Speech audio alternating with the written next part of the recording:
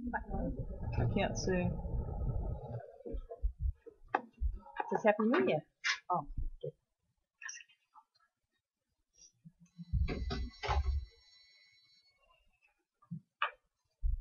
Does he give you like a finger? Or, Good evening and welcome to tonight's Wyndham Raymond School District Board of Directors meeting. It's January 3rd, 2018.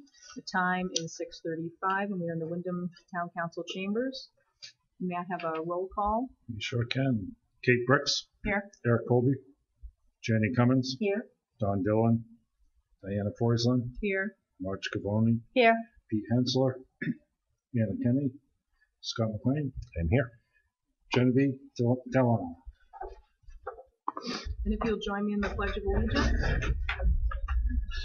I pledge allegiance to the flag of the United States of America and to the republic for which it stands, one nation, under God, indivisible, with liberty and justice for all.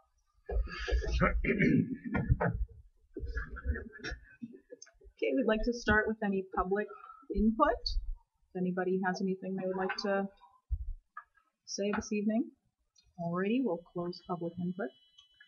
First on the agenda, we have the Wyndham High School principal, Chris Howell, who's going to talk to us about new courses of study. Welcome.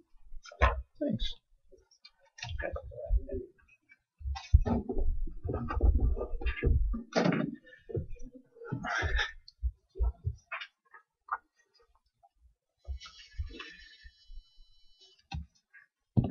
Well, that's going around. Thank you for providing this setting where I feel like I'm in a Hallmark movie with poinsettias on the table and Isn't that cool? just this little festive thing. I've never had a chance to do a presentation with a poinsettia, so thank you for feeling. No, this isn't a musical. This is our annual visit for the Wyndham High School Planning Guide and for our course of studies. And typically we've come forward to you for the board is to give you an update on any courses that we might be adding. And just for those of you who may be new to the board, this grew out of, or it's been a long-standing tradition and really grew out of the board's interest of any new content that might possibly be introduced at Wyndham High School that may be different from content that have been presented in the past. And so for the last number of years, we've come basically on the eve as we start to do scheduling for the 2018-2019 school year. We'll start that process towards the end of this month. And to introduce any new courses or any new content that we might have that might be an opportunity for our student. What I'm going to present to you tonight isn't actually related to any increases of staffing to Wyndham High School. Really, the whole purpose behind whenever we do changes to the course guide, or in the case this year, is to make sure that we're remaining relevant to students, that we're providing opportunities for students to meet main learning result standards, and also it's an opportunity for our staff to exercise some of their creative skills and to be able to share those skills with students. And we do have teachers who choose to do extra courses based upon own personal interests in order to be able to create some additional opportunities for students. And so a couple of the courses that you see tonight are actually going to arise out of those interests that people have. The original board agenda that went out included 2 courses. At the time when I had a chance to talk to Ms. Coolidge when she was putting the agenda, those are the first 2 that popped out of my head. There were 2 additional ones, and we want to make sure that if the board chooses to make a motion tonight, maybe the motion would be to accept changes to the planning guide instead of the individual courses that are listed there. So I'm going to go through and I'll do a quick overview and then give an opportunity for you to ask any questions that you might have. And again, just want to remind you and remind the public that what we're proposing here for courses are not staffing increases. These are just changes, again, to meet students' needs. So the first one is a Life 101 course. Miss Kellyanne Rush, who is one of our social studies teachers, taught this course up at Lake Region when she was there. And it's really being introduced as an opportunity to expand what she already does with our students. She primarily teaches our personal finance class and citizenship that all of our seniors are required to take. And this truly is a Life 101 course.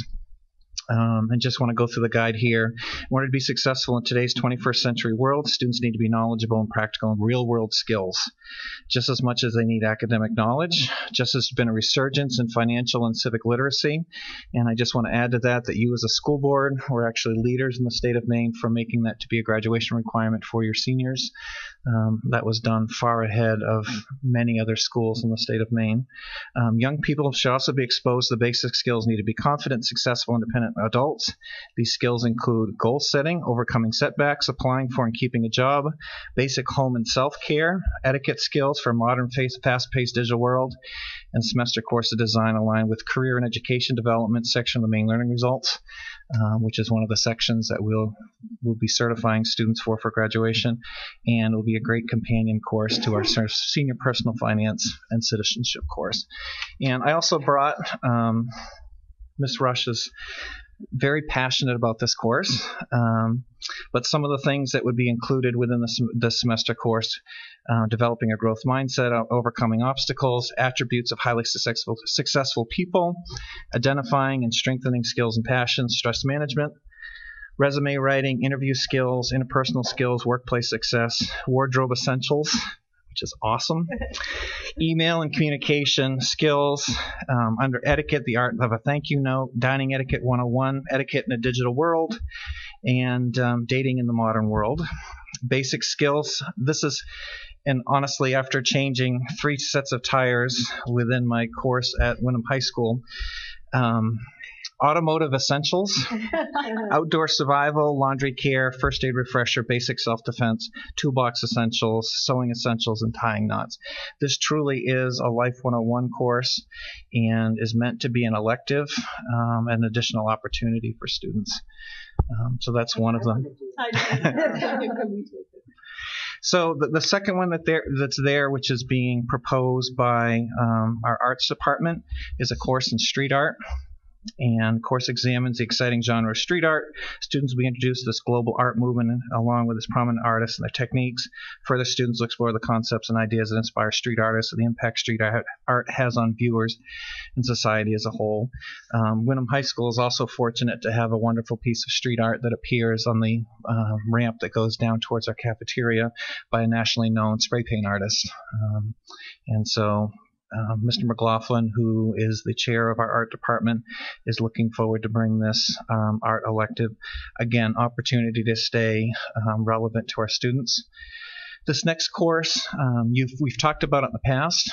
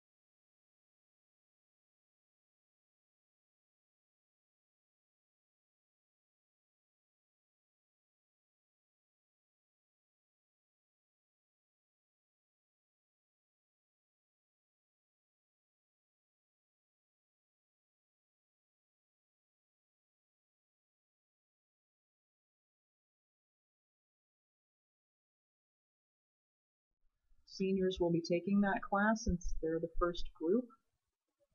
I think honestly, I don't think they will be.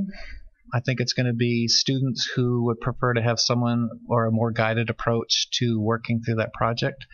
The way that the project is actually structured, students can work through most of it with them by themselves or working with their individual mentor and their faculty advisor.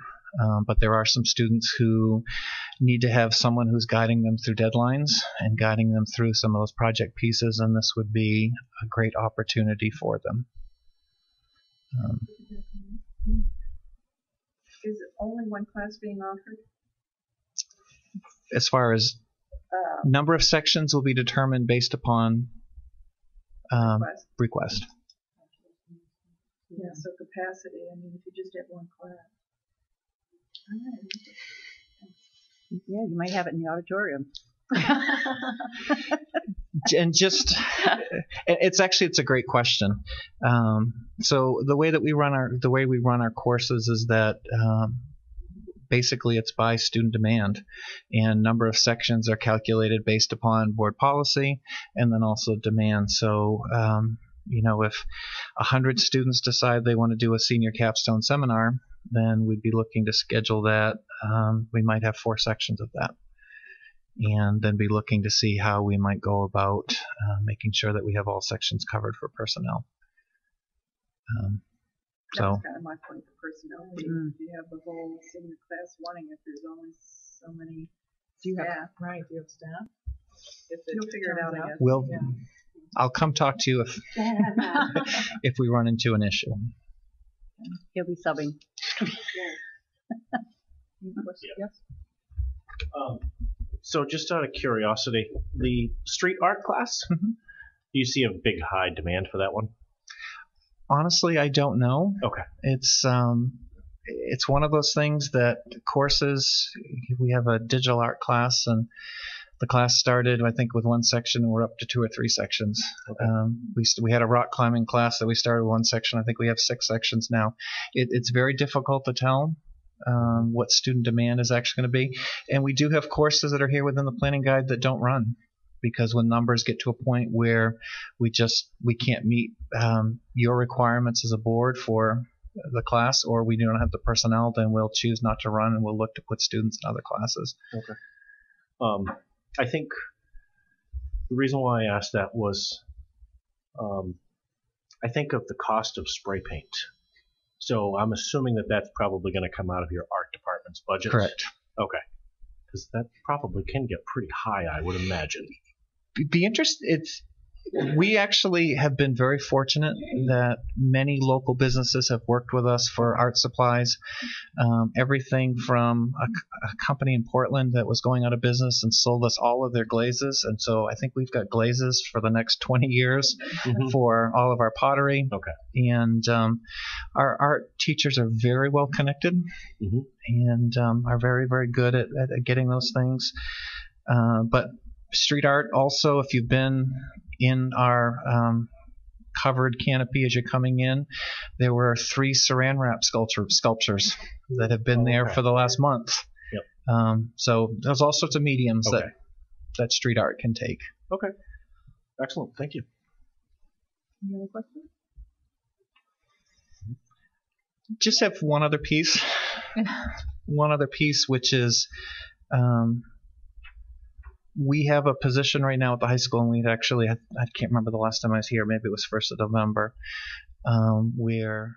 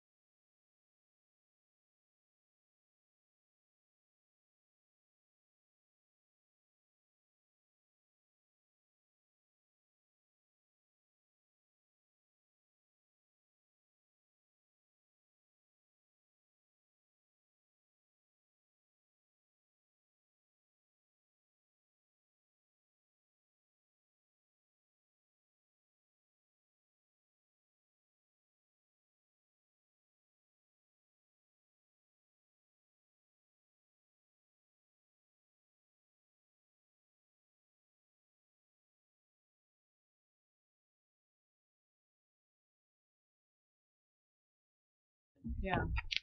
So, I'd be really interested to hear more about the social studies one. next on our agenda, we have the District Achievement Report. And Christine Hessler, the Director of Curriculum, Instruction, and Assessment, will be updating us on this report. Welcome.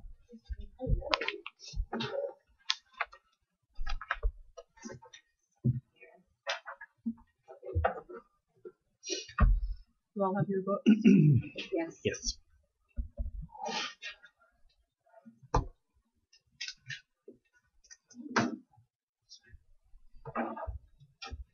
And hopefully you get the electronic version as well. So I'll get that piece. So big thank you to Mr. Vickers for helping with that piece to put it in a form that we could get. Oh, nice. A large document. We can get this to.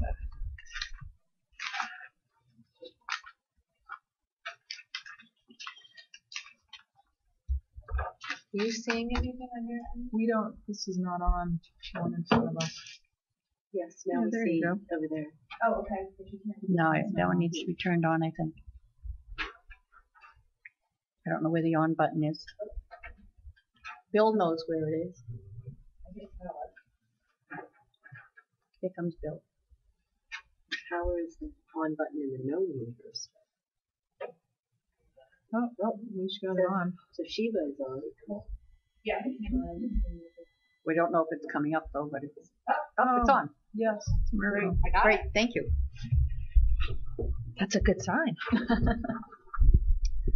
So, thank you for inviting me tonight. So when Sandy asked me to prepare the annual report, I add a little bit twist of it tonight. You have the traditional report with all the data and pieces like that. As I go through the presentation, I'm also going to share with you what we're doing based on the data, because I think that's really important for you to hear. I think one of the questions you always ask is, we see the trends, we see this, what are we doing? So I kind of went more into detail as we go through this slideshow as well, and then I'll post this on the webpage as well. So the report that you have in front of you in paper copy and the one that was mailed to you is now posted online on our direct site, and then I'll also put this as well, so it gives you an outline. So let's start here. And for the community listening or new board members, the goal of this annual report is to share an update with the school board and community of our schools in regards to demographics, student learning, and building goals. And this, as you probably, some of you do remember, that this was Chris Howell's project a very long time ago that I inherited, and has morphed a little bit over time. But I remember talking to Chris about this, and it just really encapsulates a lot of the work that we do with our students on an annual basis, so that we're always looking where our kids are. So as much as it is a very large document, it does encompass a lot. I think it's important that we revisit it each year. And again, I said this can be found on our website if people need to find that piece. So the full report you have in front of you, the table of contents includes an introduction, the mission and vision of our district, various demographics, resources that we have, which is really related to budget, and our student learning objectives, the NWEA, our MEA scores, and then each building administrator submits a building leadership report to Sandy at the end of the school year, which encompasses a large, great detail, more down to that level of the school buildings. So I'm going to hit a few of these tonight.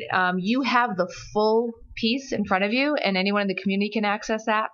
We would be here for 4 hours if we walk through everything. So again, please stop me if you want me to address something as we go through.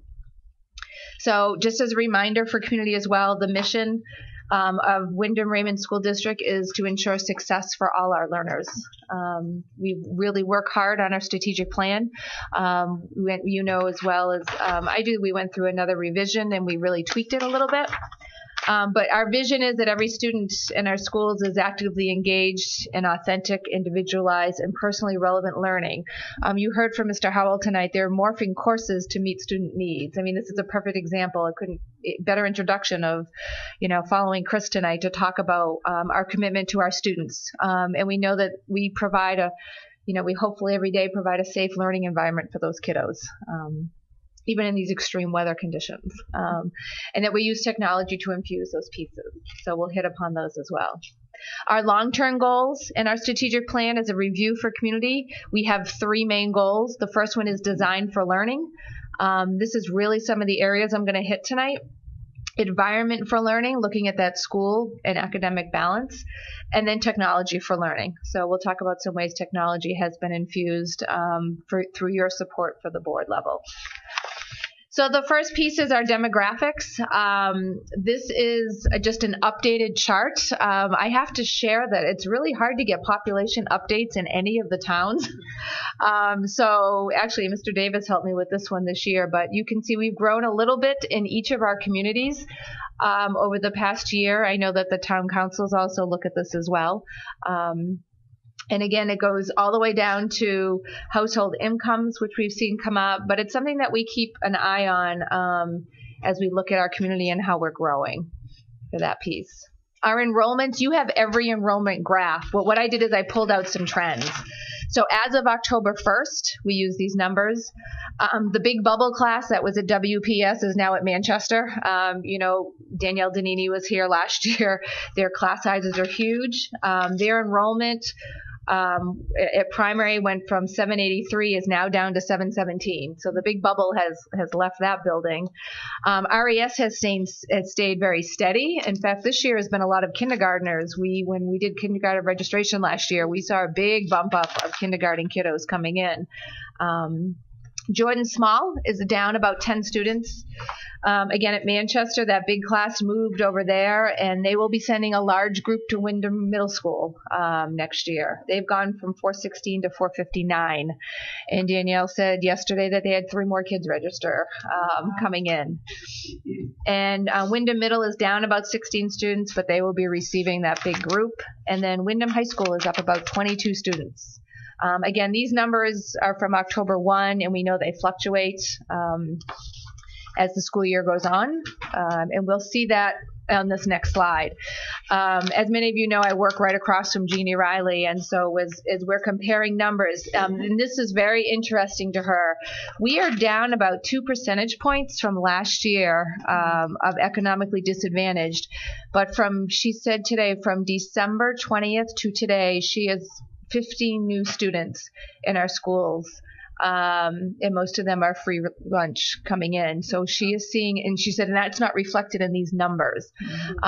So you know how well her staff and how hard she works to make sure our students are fed, proper nutrition, and that they have access to this. So our number actually didn't change much, but that was one thing that when I stopped in today, she said, this is something that's not going to show, but let the board know we're getting an influx of kids coming, and they are qualifying for free lunches. So she's on that, of course, with her staff and welcoming parents and families into our district. So students with special needs, I spoke with Lisa today as well. The actual overall percentages have not changed, and you can see the breakdown of our students. I know with her, and she will go into more in depth with it at budget time when she speaks with you, but a lot of out-district placements, trying to get kids in the places that they need to be. And this is just an important reminder that we look at of where our children are and the population we're serving. And I know that she is on high alert every day, making sure kids have the services they need. We're also getting a lot of students moving in that need special care. And her staff are attending to that pretty quickly, rapidly, on a daily basis. So again, I know she will be presenting with you soon to talk about those parts. So our student learning indicators, we update this each piece. We take a look at the number of assessments that we do with students. In K-8, we do have the MEA, which is our state assessment. This will be the 3rd time's a charm. We'll have the same test for 3 years. And that does address ELA, math, and writing. And the window will be in the spring again of 2018. And it is mid-March to mid-April. One change for us this year, last year, you might have remembered, the writing was given in May. They've now put the writing back in the testing window in that month. So what happened last year is we tested kids in reading and math, and then they had a couple weeks off, and then they got hit again with the writing piece. Now they've heard very loudly from the state that please stop splitting things up, and they'll be taking all those sections together. I do need to point out that grades 5, 8, and 11 also take the MEA for science, and I will be sharing those scores with you as well. We also test students grades 3 through 8 and also in grade 9 in the NWEA. We brought that back to you about 2 years ago, and now we have data trends to be looking at with that piece, and I'll talk more about that as we get into that next section. We also use the DRA2 for reading fluency and comprehension, and those are year-long when students are needed to assess their reading. And at the high school, we have the PSATs in grade 10, and it's called the MHSA, which is really the otherwise known as the SAT, and for all third-year high school students, which is at the high school. And then the national test, we do not have the NAEP this year, how we get randomly chosen as number of fourth graders to be tested, which we don't get any results from.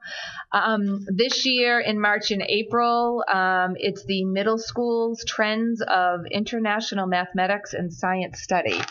So that is coming to our middle schools sometime between March and April, and we'll be getting more information. They take testing pieces from that, and they do a longitudinal study with that piece. So because we receive title and federal funds, we are up for, if we're chosen, to need to do that assessment with randomly chosen kids. So it's always a new ball game with this piece.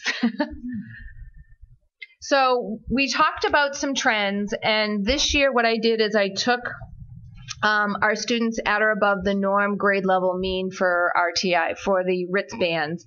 And what I've done is we're able to now follow cohorts of kids. So the chart that's in front of you, I just want to point out a little bit. So if I look at grade 3 at primary school, you'll see 2 orange bands.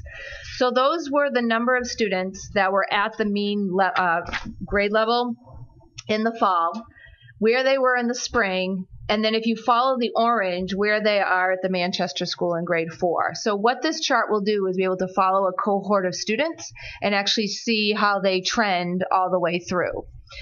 So I want to remind everyone, the board and community, that the NWEA, when students take this, actually adjusts to the student's level. So this one is really trying to pinpoint the skills that students are working on. It actually adapts to where they are. When students finish the test, it's giving them a breakdown of a score. So teachers can use that score to actually individualize instruction. As we get into the next pieces of what we're doing with the data, I'm excited to share with you what we're actually able to do with these scores now to help students. But for this purpose, to look at it, you can look at each color band. So one of the other things that we're doing as a leadership team and as a data team is looking and saying, a student started off at 55%, for example, in grade 4, but at the spring they were at 48. So what happened there? Why do we think that's gone down, or why do we think a grade level has gone up in a year? What's being done in that classroom? So by putting the data in this perspective, we're able to have those conversations with our teachers and kind of find out what are some of the practices you're doing that is causing these bubbles. The other thing with the NWEA is that teachers and students can actually get their individualized report. It will tell them their areas of strengths, and it tells them the areas they need to work on, which is really a neat piece. So this one I broke down between Wyndham, so you can follow the trend for here, and we even go to the high school where kids end up. Remembering that high school piece are students that are mixed from Jordan Small and Wyndham Middle. And then these are some reading trends that we see. So again, color coding so you can follow across by school and by grade level and to see where students are, which is kind of a neat piece. Then you can break this down further to even do classrooms. Please don't use purple again. I won't use. Okay, is it hard to see? No, I can't see it at all. Okay. Okay. I'll do that. I'll lighten them. Thank you. Okay. They show clear right here, Marge. And so again, we did the same piece for Raymond for the math trends and reading trends so that we're able to see different cohorts. This piece is really helpful for your building administrators as well, because this really can drill down by classroom.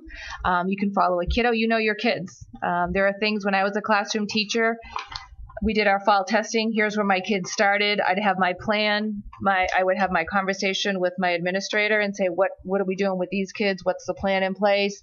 Or what's going on with this kid? Yeah, this is what's going on with this kid. Okay, so let's put some support in place so it can really tell a story for parents.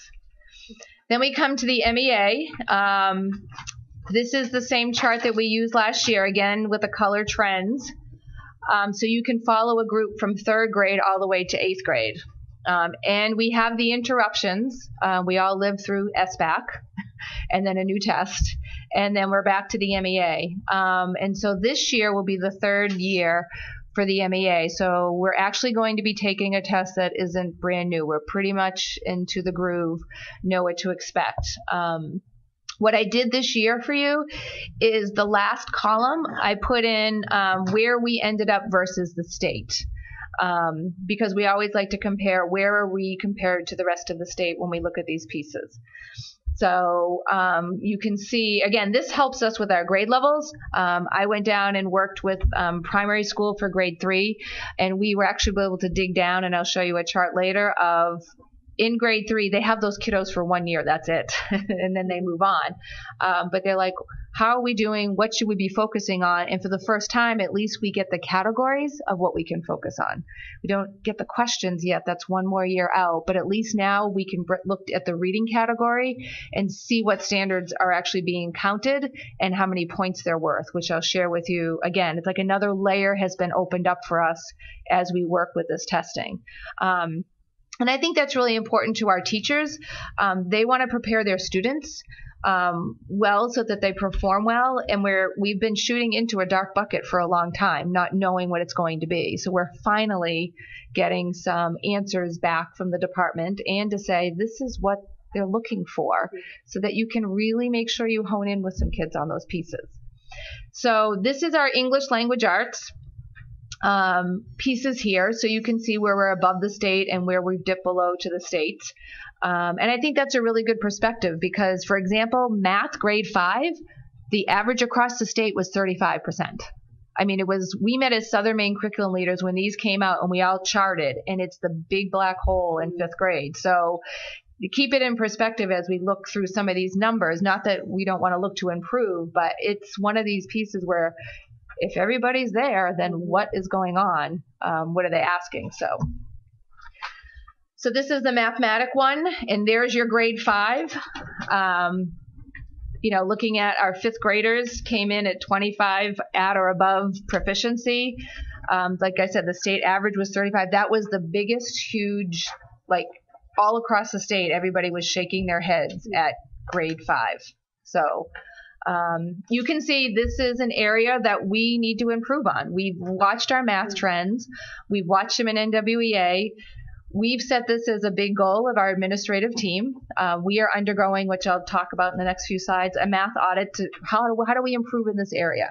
So we'll get to that piece. But here is the clear numbers for you, where we stand as we took the spring. And so we'll then again add spring 18. And I am happy to say that we actually got these numbers in early September this year. We weren't waiting. Remember last year, I couldn't even tell them to you. I had to send them to you.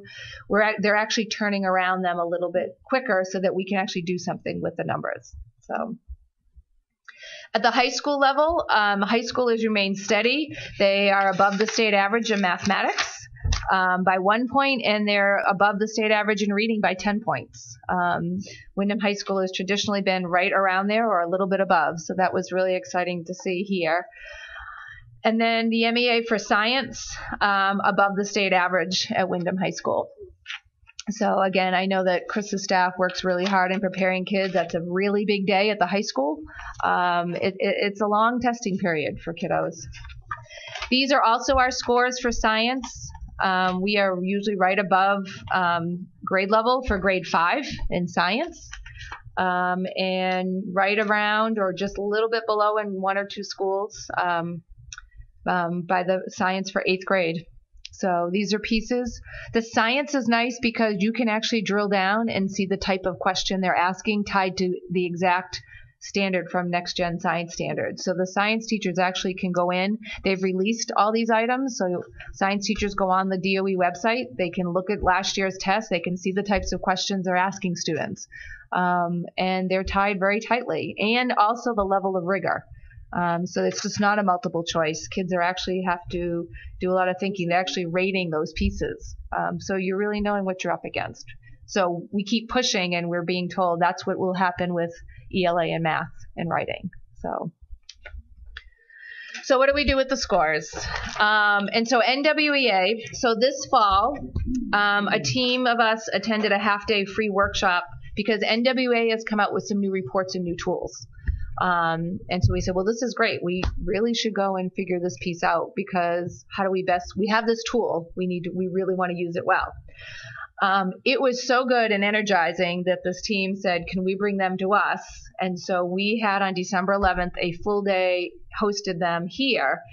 The morning was with our coaches and the afternoon was with our principals. So looking at the coaches, these are the people that were there looking at this data. And I want to share with you, I've seen some of you in and out of the office, and I know you've heard from Lisa as well, that these people that you've allowed us to hire to work as coaches are knocking it out of the park. They're the ones who use this data, that know what to do with this data, and they're making huge impacts in our classrooms with our teachers. So these include your special education coaches, our standards-based teachers, Wyndham Middle School, they do the Ignite program in reading and mathematics, so the intervention teachers came. Our writing coach, which is Melissa Bois, who also serves as a special ed coach. Our math coach, Patty, that we just hired. Our middle school tech integrator, Richie Vickers, who you just hired, actually is at the table because he's listening to the conversation, and he's been able to not only assist Rita in the background of how to set up class lists for a Title I teacher so they can see all their kids in one sheet with all their information. He's also created and taken all the tools NWEA has made tied to math. So if a kid, for example, has a geometry writ band of 213, NWEA created this PDF where you can actually click, a kid can go and click on that writ band, and it ties it to Khan Academy. It gives them instruction and practice questions so kids can practice on their own.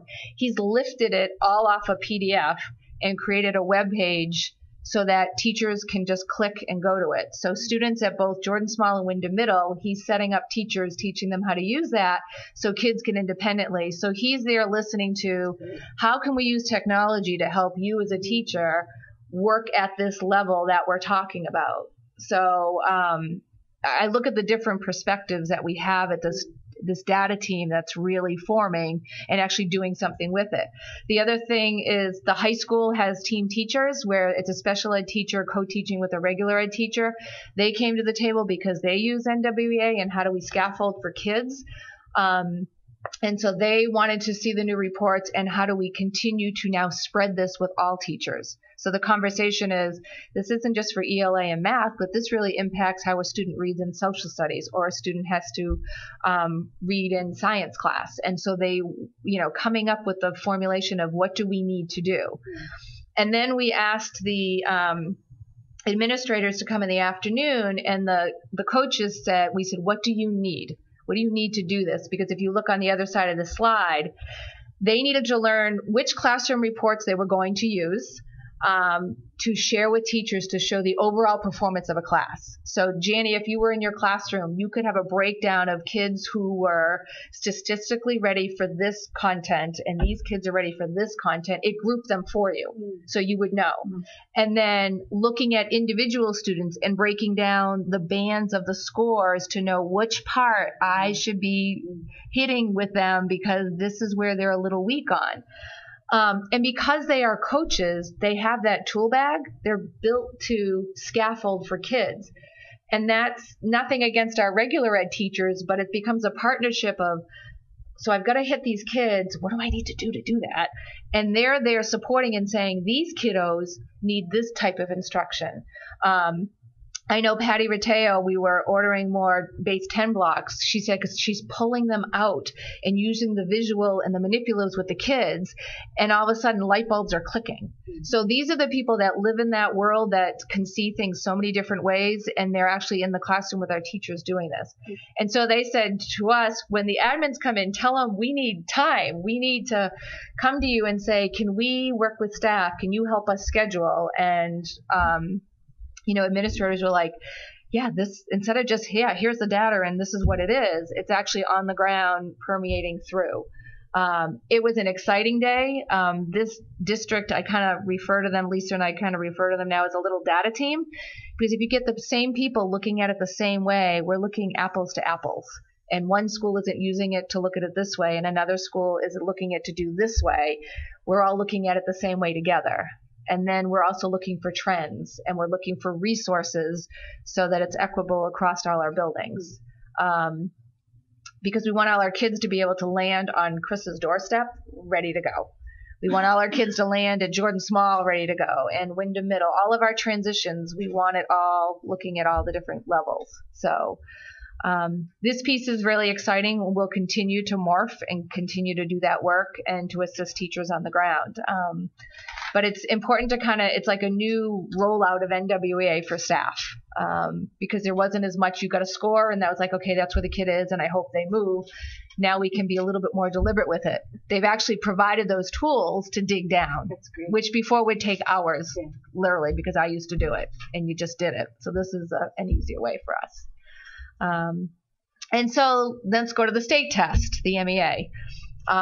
There is now a breakdown, and I know it's tiny on the screen, and I apologize for that, but for the first time, we know that in ELA and reading, this is an example of grade 3, it's covering comprehension of literary text, analysis and interpretation of literary text, comprehension of informational text, and then analysis and interpretation of informational text. So all of your third grade teachers are like, oh, now I know what they're talking about. They know what these things are.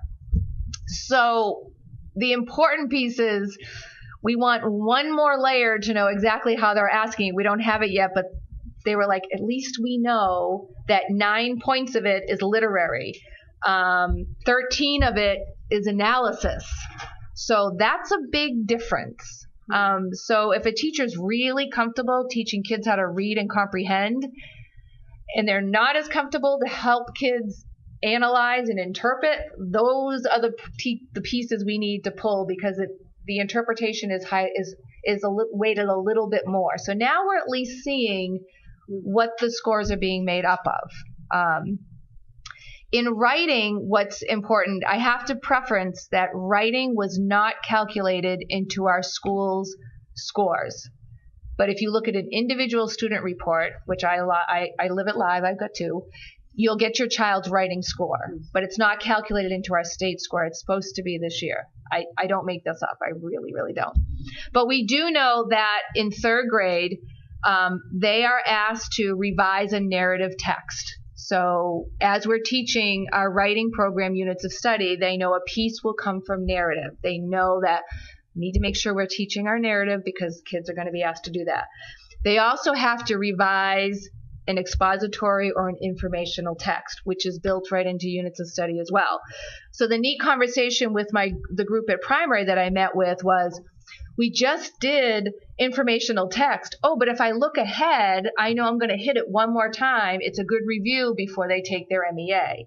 So actually knowing what we're going to be judged on has been a huge help. Teachers are finally feeling like, okay, we can make a difference here.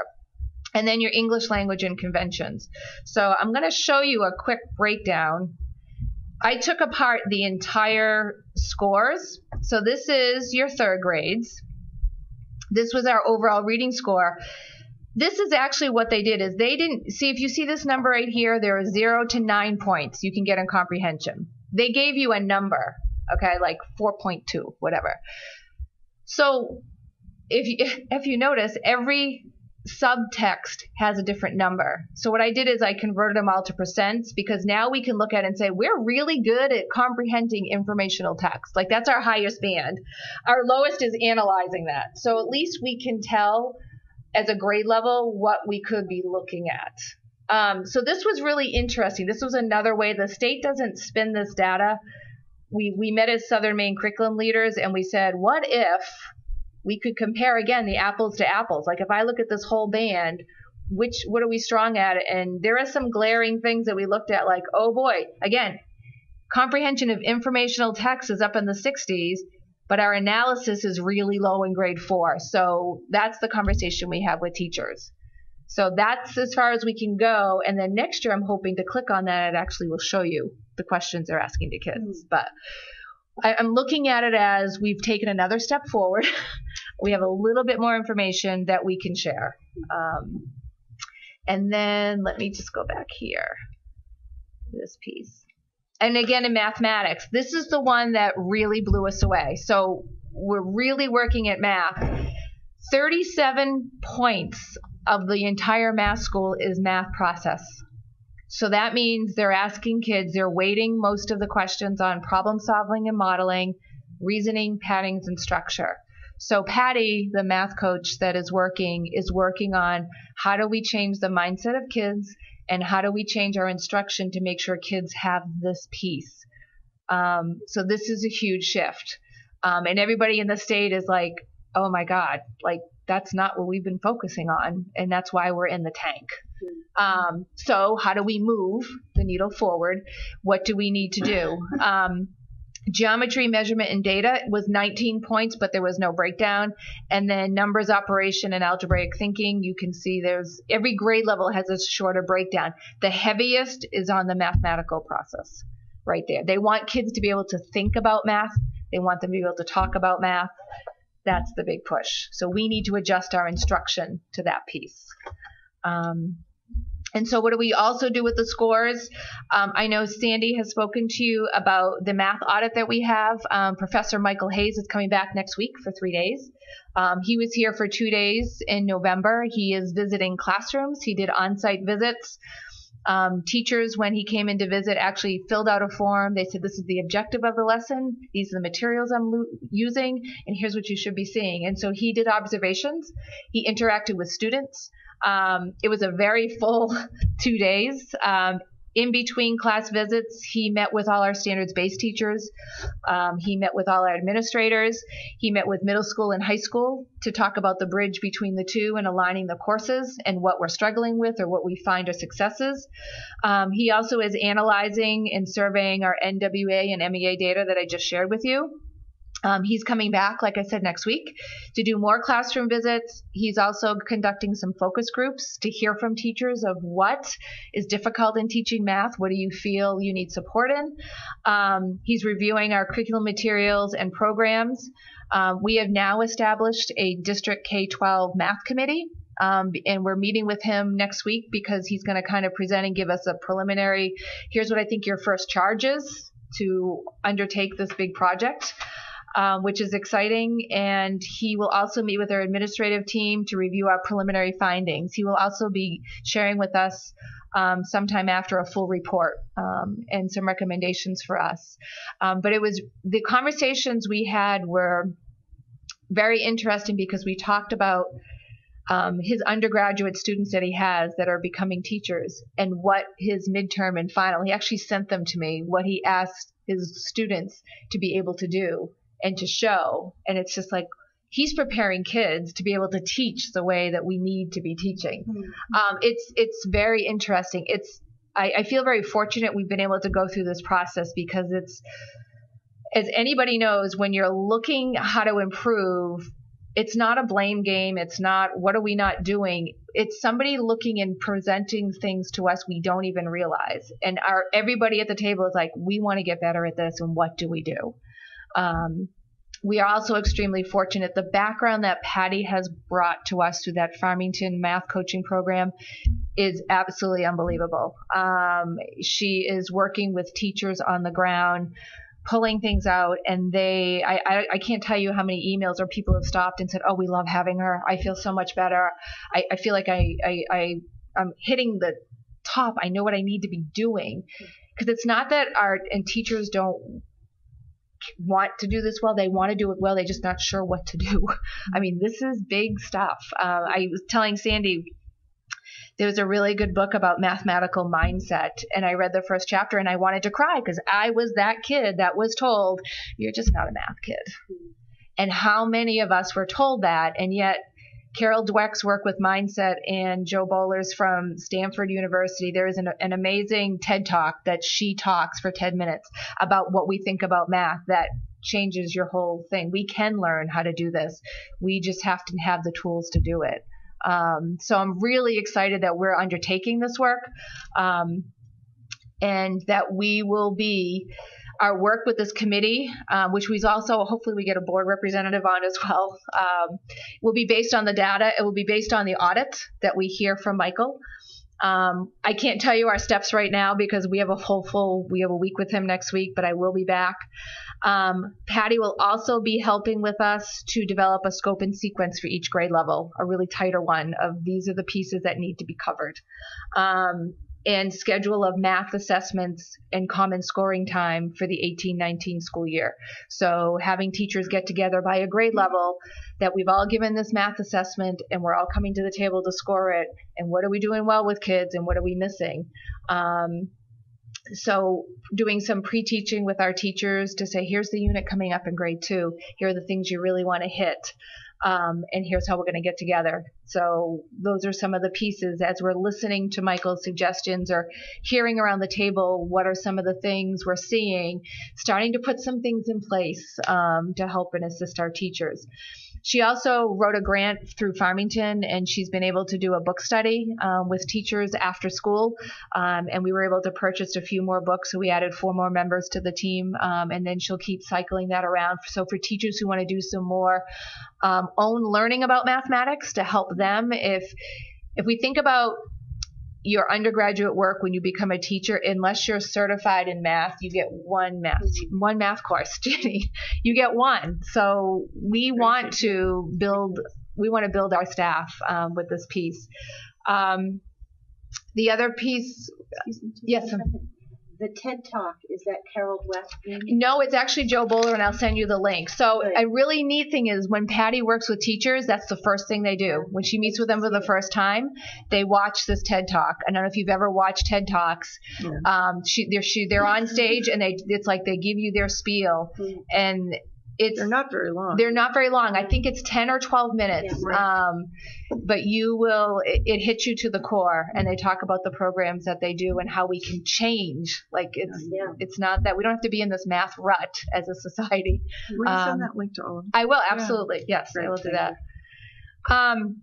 So our writing also, we have continued support for units of study.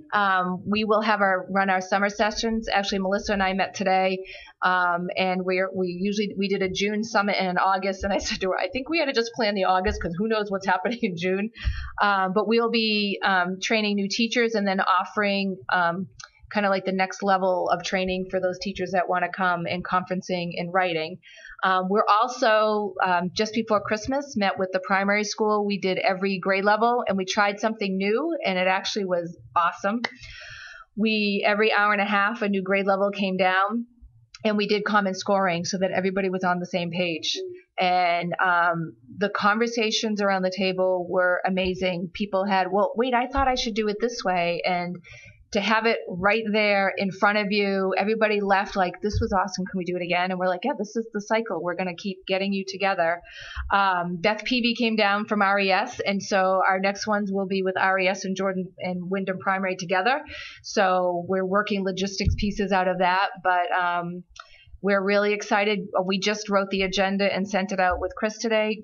Grade 8 and 9th grade teachers will be getting together the end of this month, and they will be scoring 8th grade writing, which is very exciting because the 9th grade teachers want to understand the units of study program, and they also want to help score, and they also want students to know in 8th grade that they're 9th grade teachers reading their writing and making those connections already. So we're getting together to do that one January 25th, and then we'll get together hopefully 2 more times because they'll do an argumentative piece and then a literary essay. So we're hoping the partnership, which started last year, that it will come down to the student level to say, even though you're not there yet, this is your work is being read by 9th grade teachers, and this is what we need you to get to this level. So it's new. We're very excited about it. It'll be a great day. But again, having everybody in the same room interpreting things the same way, I think will benefit all of us together. We will be starting a book study with our administrators. The book is called A Principal's Guide to Leadership in the Teaching of Writing. And the book actually starts, the first chapter is called March. So we're going to start it in March. And it helps our administrators understand how to support writing in the classroom.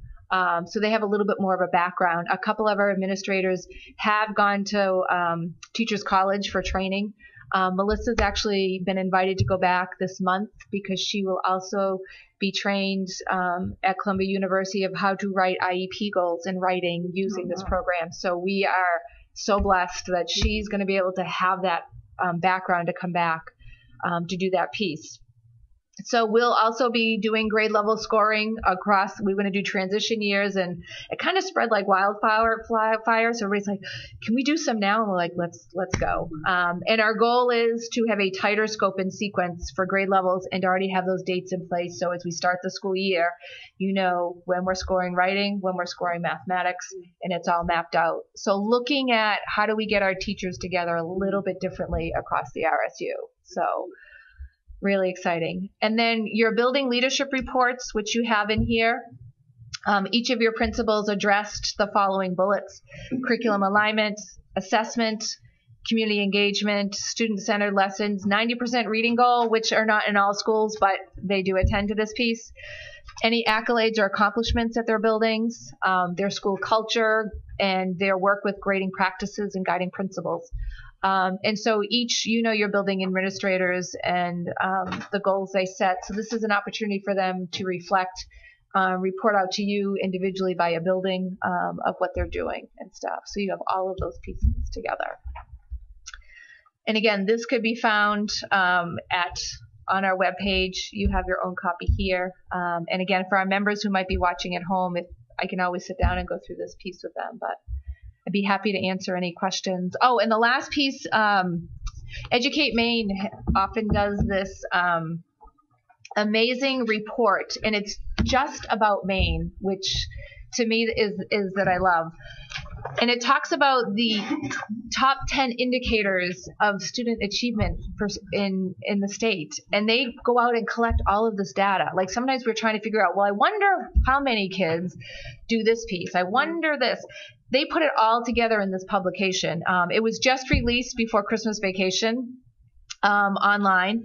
And I feel really fortunate because Ed Cervone, who is the executive director, is actually one of the leaders of the program Lisa and I are in through Educate Maine and Unum for leadership. And he's one of our guides. So I immediately emailed him and said, hey, by the way, can I get some copies? And they arrived this morning, which was great. But this booklet really encapsulate where they started in 2013 and starting to follow trends. This goes all the way down to pre-K, preschool access, achievement scores, post-secondary, job markets. As Lisa and I have been able to travel around the state, even to a broccoli field in Presque Isle, and to learn what the workforce is needed. And she's laughing behind me. I know she is. It's really important for us to realize what our economy and the effects of this are, and how do we help our students see this? How do we let them know what's available in their own state? So when you have an opportunity, please take a look through this. There was a part in here that I shared with Jeannie because I said, Jeannie, presents on a national level, and there's a whole piece in here on, poverty in Maine, free and reduced lunch, and are we closing that gap with our students? So I thought this was a great way for you not only to see the work we're doing, but the work that we look through here and we're like, that's what we're trying to do with our kids. That's why we're putting in some of these courses, so for kids to realize, or we have opportunities for kids to explore. And so I think Diana remembered it from a couple years ago. It really helps. I know as a board you'll be, possibly looking at pre-K in the future, and what is it telling us here? So I think it's a nice supplement to have and to digest when you get the opportunity. But I'd be happy to answer any questions. And I didn't put up every chart because, and I will get rid of the purple. Oh, you're right. Yeah, you can't see it. You can't see it. Okay, we'll reprint those. We'll put those out in colors. So, sorry, Marge. I know there were really numbers there, but I don't know what I couldn't. I'm sure. Sorry about But I that. just want you to know we do have a representative for the map. Oh, good. Correct? Yes. Gianni. Is was it you? so- Okay, Yeah, she was perfect. so kind to volunteer. Awesome. Let's make an eyeball contest. I'm sure that was still a I go. think kindness had anything to do with it. So she will be your Awesome. member.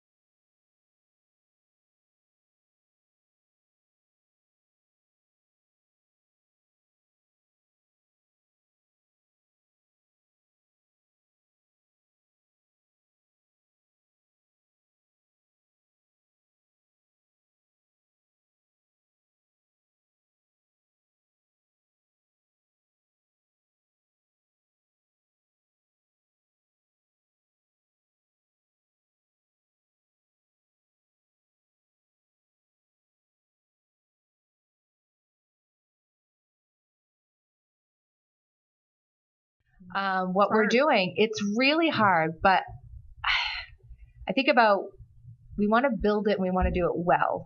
So let's do it well. Let's build it together. So it's exciting. We've spent a lot of time since I've been here. We've done a ton of work in proficiency and standards and performance indicators, and we've done great work. And it's just another piece we need to attend to. So I'm also creating curriculum guides for each grade level, so you have that, like, this is what a third grader should be, being attended to, so we can help our staff with those pieces. So there's a lot in the works. It's exciting, and I'm energized by staff and the potential of what we can do, and different pieces. Like I shared with you, Richie Vickers jumped in and said, "This is something I can help with. Let me go to your staff member and help them put all the kids in so they can access this." I mean, that's what we need, is everybody kind of on deck.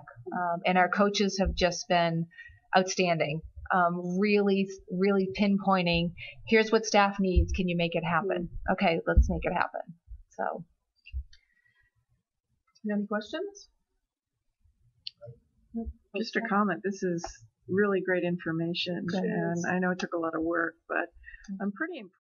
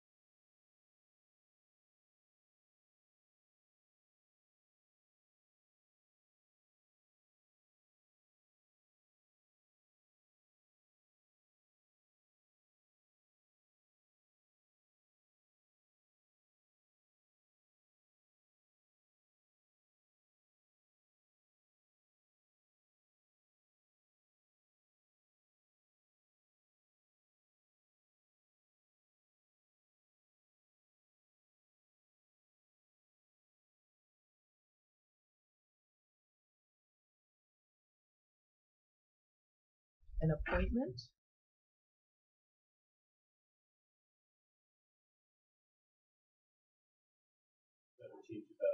School year. Stephanie Dombrowski, life science teacher, Lincoln High School, BA, salary $42,691.03. Second? Does anybody have any questions about that? Did you read your notes? The notes of maternity leave? I do have a question about the salary. For me, it's helpful to have the full year's salary. I know internally you, what's the word I'm looking for? Adjust it for the time. Prorated, thank you. But the salary tells me the level of experience a person has. So I would appreciate just the full salary for the year. Thank you. I'm pretty sure that was a comment from the past too. On a prior We've one. done it. We've done it before. We've had both the full salary right. and then the prorated salary. Right. Okay. All those in favor? And it's unanimous. Next we have the This is the Maine School Superintendents Association resolution in support for public education. Kate was kind enough to be our representative to our conference this fall. And this was one of the resolutions that your group voted on. Yes, and as you recall, I asked if anyone had any comments from the board before I had the illustrious duty of voting on your behalf, and I voted in the affirmative for this because I heard nothing. Oh, that's not No true. negative. Oh, we said we were. No, I heard from you, but I didn't. You didn't hear anything negative. There was no. Actually, I was opposed. Right. There was sorry. Yes, there was. But Well, that's okay. I'm speaking from the majority for me to vote. Right. Which is what you were charged I- with. Right. Yes. Just trying to be official here. Yes. So Sandy, this came about because the Maine school superintendents have asked each district to take a vote from their school committees to support this. So it's Maine School Board Association, the Maine Superintendents Association would like across the country to again have boards show their support. So. Okay. I would like to make a motion to approve the resolution in support for public education as adopted at Delegate Assembly 2017, and to officially put Maine school boards on record as standing with other states to support the National School Board Association Stand Up for Public Schools campaign. Second. all those in favor?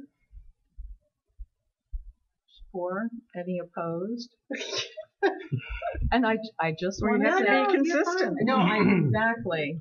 Obviously, I'm not against public education. Right. I just feel that parents should have choice, and not all kids are the same, and a parent should be able to choose what is most appropriate for their child. So, there's my spiel. Duly noted. Okay. Okay, moving along to minutes. I hope you all had a chance to review the minutes, as Pete's not here as our watchdog. If I could have a motion. I move to approve the minutes of the December 6, 2017 meeting. Second. All those in favor? It's unanimous. And again for the December 13th I move meeting. to approve the minutes of December 13th, 2017. Second. All those in favor? It is unanimous. And moving along to committee reports. I know the facilities just met. Yep. Yes, I'm delighted. I'm more than delighted. I'm exceedingly excited to announce that Scott has assumed the chairmanship of the facilities committee. Oh, congratulations. Thank you. That's wonderful. So we I know met. it's hard when you've just come from a meeting, so if you Yes. want to just give some quickies, that Yes. would be great. So we met and we kind of discussed any next steps as far as the Wyndham Middle School. We are anxiously awaiting the decision of the DOE, but we are going to be meeting, I would say, in probably about a month to discuss any preliminary planning that we may need to do in the event that that decision does not come down our way. Okay. So I think at that time it would probably be more prudent for me to share more information as far as what we are discussing. Okay. Thank you. Has paths met? We haven't met, coming up though. The calendar over there. I can't remember. I'm sorry, but it's later this month. Okay. They have not had a meeting. And I don't mean to put you on the spot, but we haven't had adult ed update. And I There know, hasn't been a meeting. oh, wasn't there a meeting? I thought there was a meeting like a week or so ago, a couple of weeks ago. The No? last meeting that they had, I couldn't make. Oh, There's all the okay. stuff going on at it. Everywhere else. Okay. The timing was off. Well, then I'll give a plug for them. We just got our new course books. So there's my plug for adult ed. Some Oh, great by the way, offerings. there is an open house coming up for adult ed. Oh, I shared it on my Facebook. I saw it on my Facebook. And it is, do you know, Chris, the open house for adult ed? It's coming up. I can't read that calendar over there. In regards to, It's just an open house. Oh, to come check it Right. out. It's an evening. It's 2017. So no wonder it wouldn't help me to read it, would it? So maybe we can have Terry just shoot it out on listserv because I think it's something we can do. Right, Paige? Yeah. Okay, good. Policy. I know you updated us last time. Well, tomorrow we were going to meet to discuss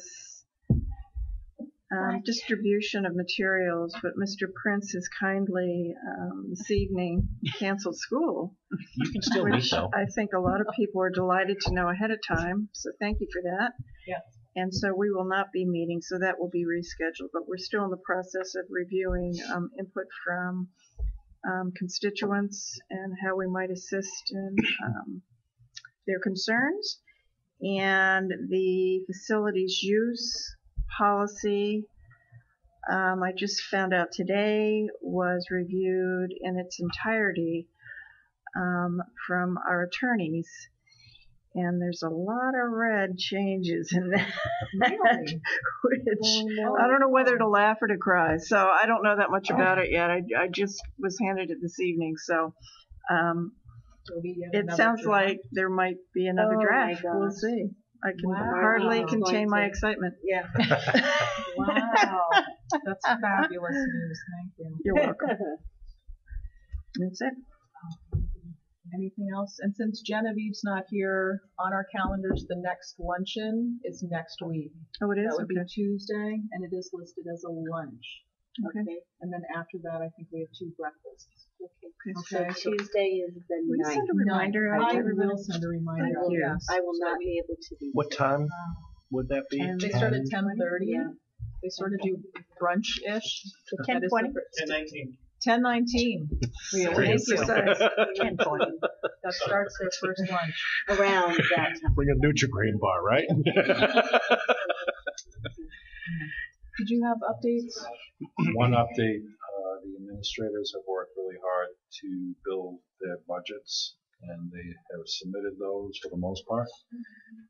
And so now, the month of January, Don and I will meet with each cost center administrator and better understand their budgets, new requests, and then at some point in time, we would like to hear from the board just conceptually where you are with the budget, and that will help inform us before we finish the budget and present it to you. So far so good. Moving on. What about the SEA? Have you had any? Yeah, the SEA, the whole notion of districts trying to have regional centers. We have stepped 1 foot in just to explore that. We have till April to really commit, so we have some time. And there's a lot of movement just even between Cumberland County and York County to even do some regionalization opportunities. It just takes time to get all the parties together. So I don't know really what will come out of this. We're going slow to go fast, but there's a lot of good ideas, and we'll just see where it all comes out at the end. The one thing that personally I struggle with within the law is once you join a regional center, you can't ever get out of it. I think I remember saying. The opportunity to be able to down the road.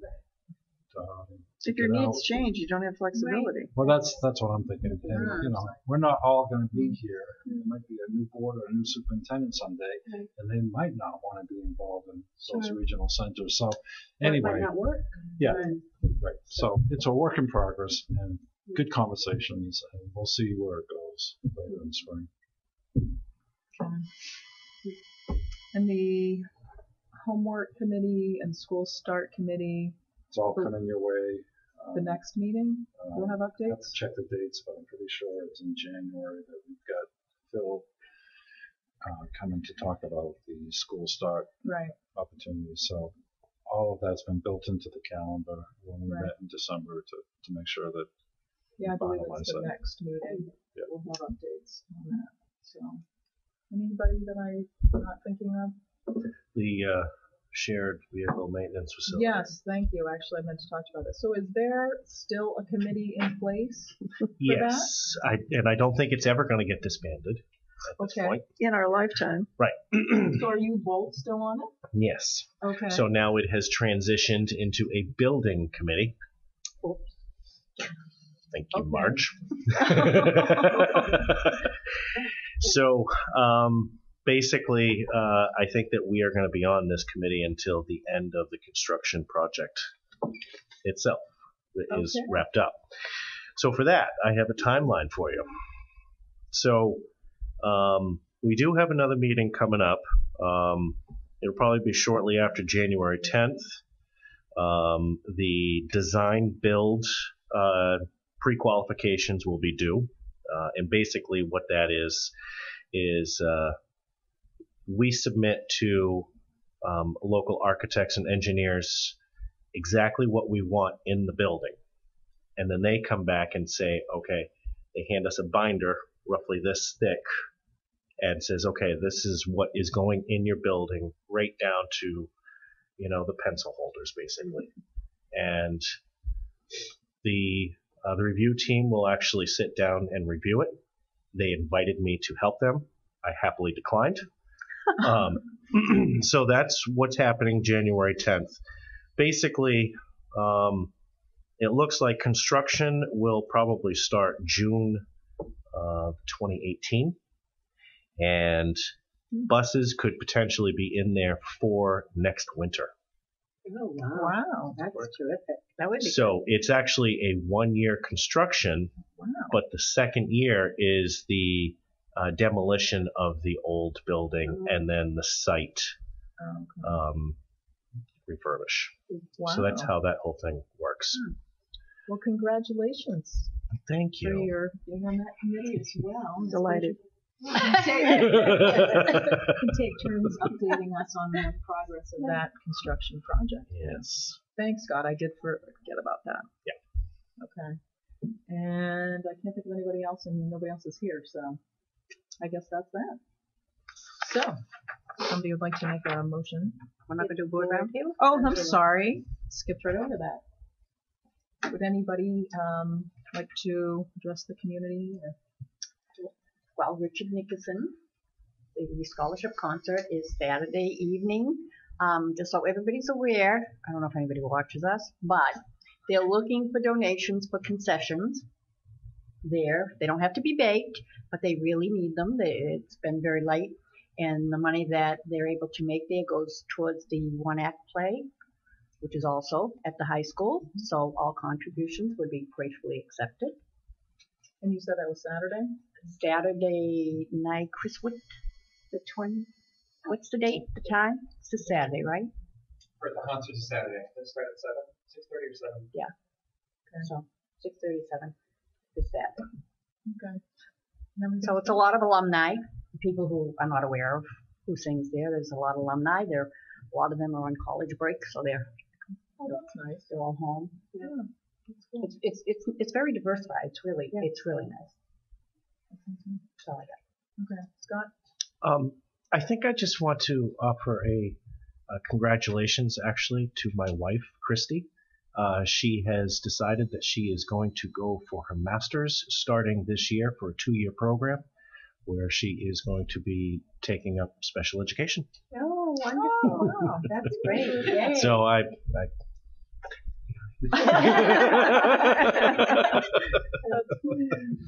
Jan? I do. When we had lunch at the Thanksgiving lunch with the Katahdin Project, we connected Jess Fay, who is a florist and our state representative, with them, and she offered a program in I'm not sure what they made, some kind of project and she kept them all engaged for an hour and a half. Wow. And they made some kind of project. I'm not sure what it was, but she got lots of good feedback from that, and it was a great experience. And she can't wait to go back to do more things with them. And so Wow. that was really neat, so and that neat. all came from them offering us a wonderful meal that they made themselves, and our ability to go do it. It's a great day. That's really cool. Nothing. Anything else? Not really anything either. Motion to adjourn. Second. Before you Oh, I was just saying, gee, March. last time, so. It's unanimous. Did you finish talking?